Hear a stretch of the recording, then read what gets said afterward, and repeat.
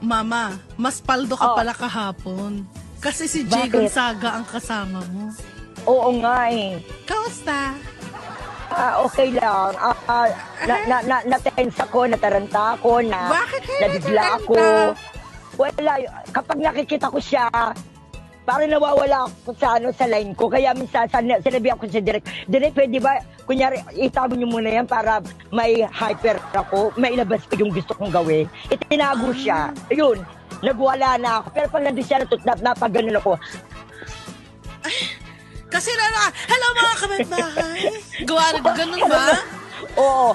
Pero hindi nawala. Asa, huwag kami na magpapakita sa akin para hyper ako. Yung nagawa ko. Di grabe yun, no? Hello mga kapitbahay. Gumaganon ka? Nagiging baby Kaya girl? may effect ka.